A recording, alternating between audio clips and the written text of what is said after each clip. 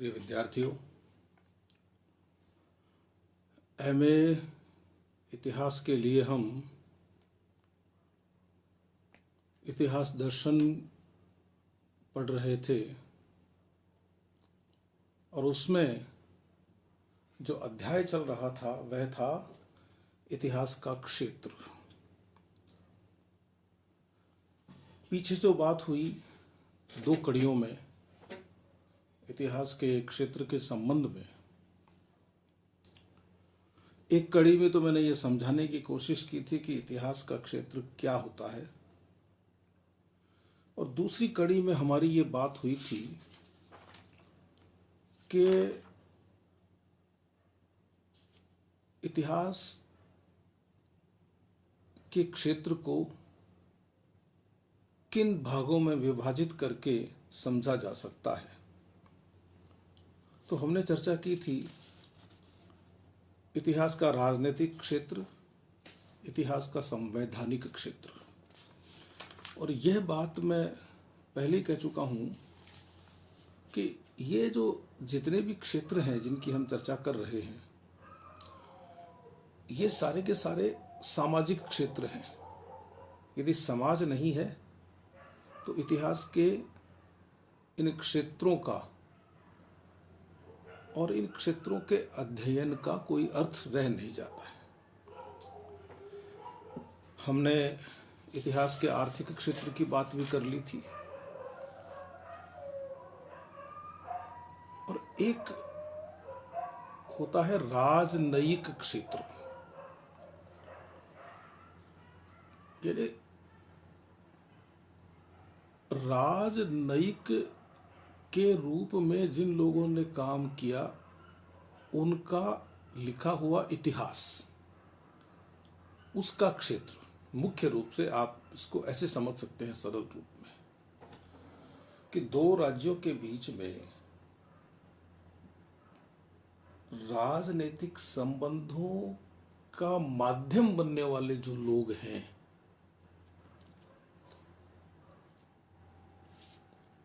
उनसे भी इतिहास का एक क्षेत्र बनता है। जैसे मेगास्थनीज यदि राजदूत बनके चंद्रगुप्त मौर्य के दरबार में नहीं आता तो बहुत सारी चीजें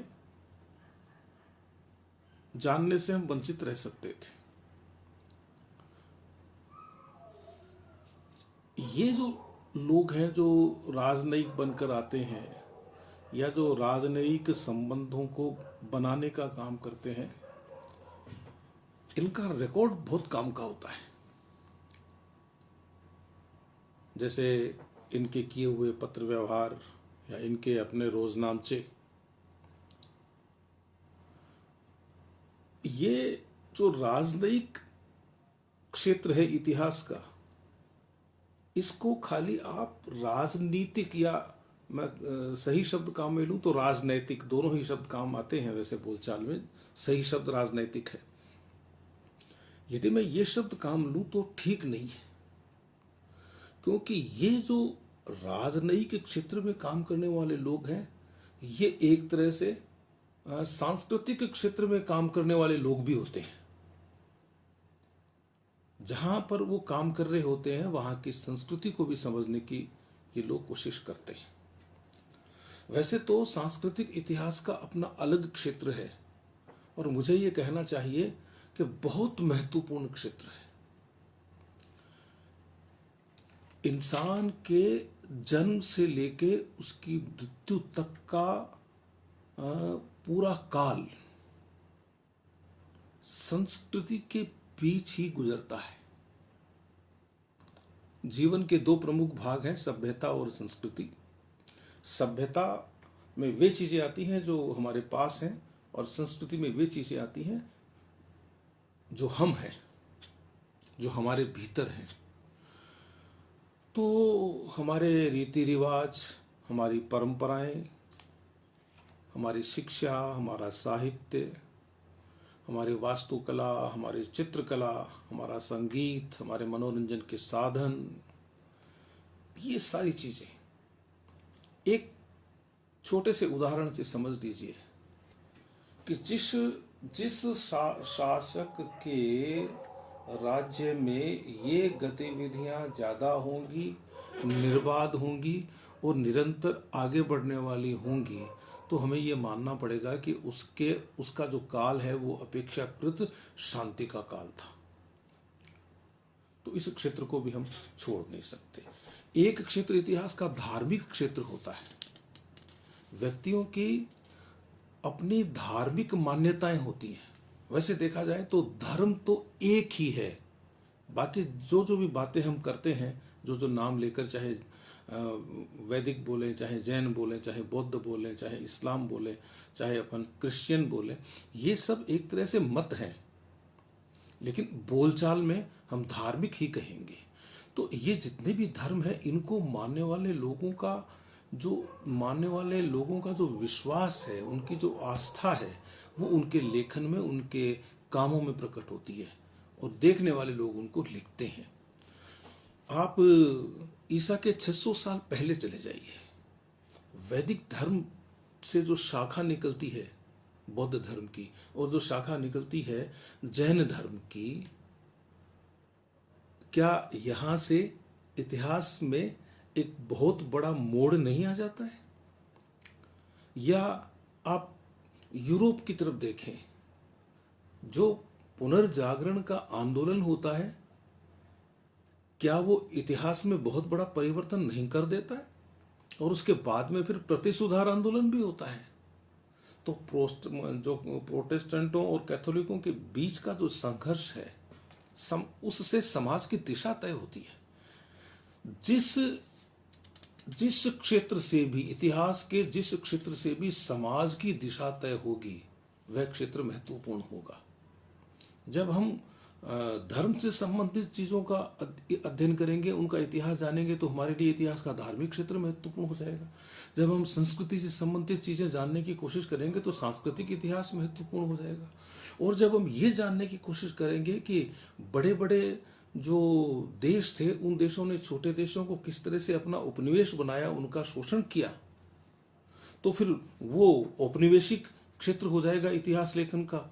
एशिया में और अफ्रीका में जो अंग्रेजों ने किया, वो किसी से छिपा हुआ है क्या? फिर मैंने प्रारंभ में संवैधानिक क्षेत्र की बात की थी। जो संसदीय इतिहास है, वह संवैधानिक इतिहास का ही एक भाग है।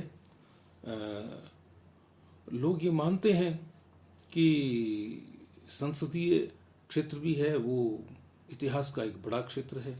सैनिक दृष्टि से देखेंगे तो उसमें युद्ध आ जाएंगे, युद्धों से जुड़ी हुई दूसरी चीज़ें आ जाएंगी।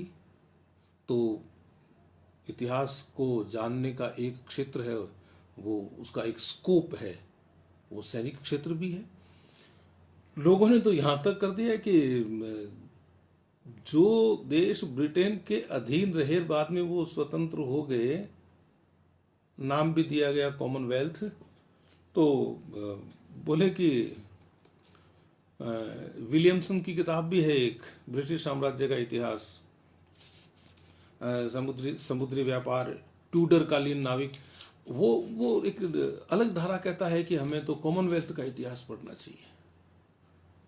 कॉलिंगवुड कह गया कि इस इतिहास का क्षेत्र तो विचार ही है, तो विचारों का इतिहास होना चाहिए। कोई कहता है कि दर्शन इतिहास का क्षेत्र है। जब मैं धर्म की बात करता हूं तो दर्शन को वहीं से जोड़ लीजिए। तो असल में अब कोई कहता है कि इतिहास का क्षेत्र तो इतिहास ही है, उसमें सभी कुछ शामिल है। कुल मिलाकर मानव की सभ्यता, मानव की संस्कृति, मानव का मतलब मानव समाज है ना, मानव समाज की संस्कृति, मानव समाज का विकास, मानव समाज की सभ्यता, और यदि हम इसको पूरे विश्व के परिप्रेक्ष्य में देखें तो विश्व के मानव की सभ्यता, विश्व के मानव की संस्कृति, भारत के संदर्भ में देखेंगे तो भारत के मानव की सभ्यता, भारत के मानव की संस्कृति, ये सारी चीज़ें इतिहास के क्षेत्र में आएंगी। हमारे लिए जिस समय जो चीज़ पढ़नी प्रमुख होती है, हम उसी को चुनकर उसी क्षेत्र को चुनकर आगे बढ़ जाते हैं और अपने नतीजे निकालते हैं। इतिहास के सारे क्षेत्र हैं वो एक दूसरे से जुड़े हुए हैं। बस होना ये चाहिए कि इतिहास का सदुपयोग होना चाहिए, इतिहास का दुरुपयोग नहीं होना चाहिए। इतिहास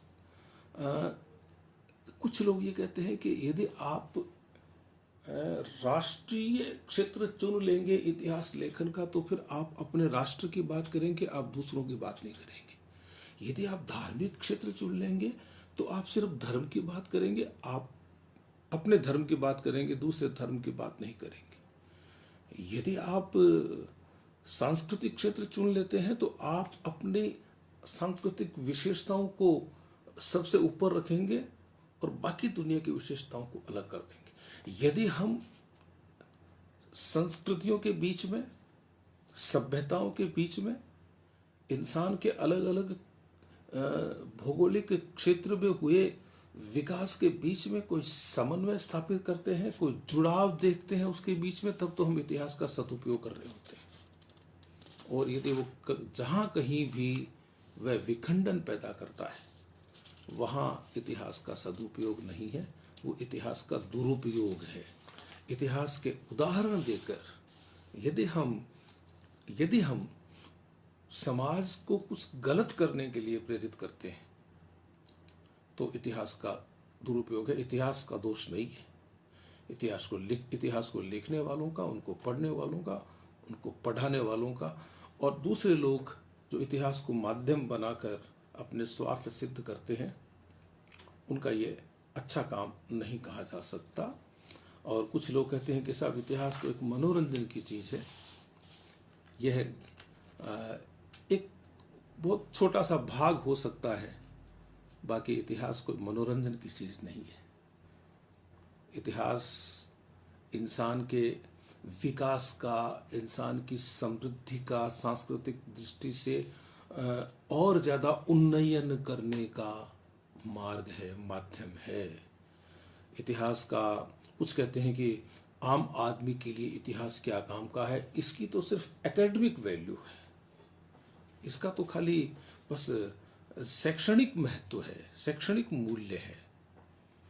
सारे विषयों का अपना शैक्षणिक मूल्य होता है, सारे विषयों का अपना लौकिक मूल्य होता है। जो इसे लौकिक रूप से समझना चाहते हैं उनके लिए लौकिक मूल्य है, जो इसे शैक्षणिक दृष्टि से समझते हैं उनके लिए शैक्षणिक मूल्य है।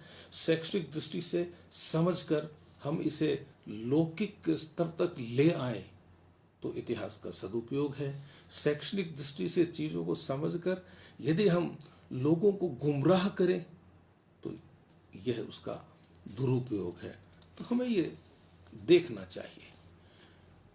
और क्या होता है, जैसे मान लो कि 1871 में जर्मनी ने और फ्रांस की भूमि से अल्सेस लॉरेन ले लिया और उसे ऐसे छीना जैसे किसी दूध पीते बच्चे को अपनी माँ से छीन लिया जाता है। ये नहीं होता तो इतिहास का दुरुपयोग नहीं होता।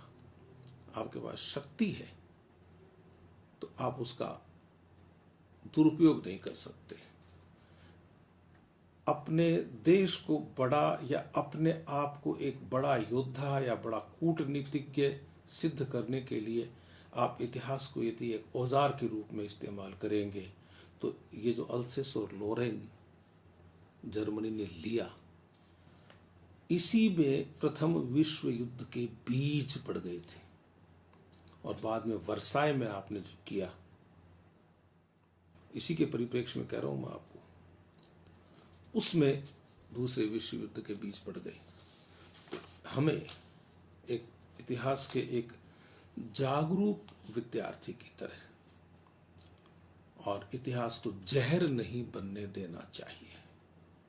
यदि आप बम गिराकर 2 शहरों को नष्ट कर देते हो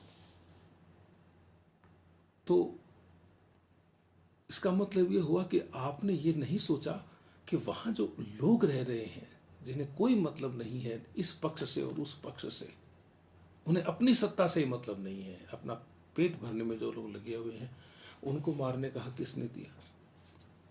और इतिहास की ऐसी एक भूल आगे जाके कितनी ही भूलों का कारण बनती है। तो इतिहास बहुत ज़्यादा समझदारी से, बहुत ज़्यादा बुद्धिमत्ता से और बहुत ज़्यादा हृदय से समझने की चीज़ है। और हमें इसका क्षेत्र निर्धारित करते समय ये देखना होगा कि हमारी समझदारी, हमारी बुद्धिमत्ता, हमारा हृदय जिस क्षेत्र का भी अध्ययन हम कर रहे हैं उसमें सकारात्मक दृष्टि से सोचने की ओर अग्रसर है या नहीं है। बुद्धि या हमारा जो जो दिमाग है वो सोचने का काम करता है, दिल है वो समझने का काम करता है। मन चीज़ों, दिमाग यदि सोचने और समझने का काम करता है, यूं मान लो, तो हृदय है वो अनुभव करता है। तो हमारी बुद्धि और हमारा अनुभव इतिहास के क्षेत्र का निर्धारण इस तरह से करे, भले ही उसे वो सैनिक इतिहास के रूप में पढ़े, भले ही वो उसको राजनयिक इतिहास के रूप में पढ़े, भले ही वो उसको सांस्कृतिक इतिहास के रूप में पढ़े, भले ही वो उसको राजनीतिक इतिहास के रूप में पढ़े, भले ही वो उसको आर्थिक इतिहास के रूप में पढ़े। कोशिश ये हो कि हम मानवता के भले की ओर आगे बढ़ सकें। तो यह इतिहास के क्षेत्र के संबंध में मेरी तीसरी टिप्पणी थी। मैं टिप्पणी बोल रहा हूँ, व्याख्यान बोल देता हूँ मैं वो बीच बीच में, लेकिन व्याख्यान का स्वरूप अलग होता है। हमारा ये जो वीडियो बनता है इसकी भी अपनी एक सीमा होती है, और ये जो हमारे पास जो उपकरण हैं इनकी भी एक सीमा है। हम इनको किसी दूसरे माध्यम में लोड करते हैं, इसलिए बहुत बड़ा भी नहीं कर सकते। लेकिन इन 3 टुकड़ों में इतिहास के क्षेत्र की जो रूपरेखा मैंने आपके सामने रखी, इस रूपरेखा के आलोक में आप इतिहास के क्षेत्र का अध्ययन कर सकते हैं, इसको समझ सकते हैं, इसको जान सकते हैं।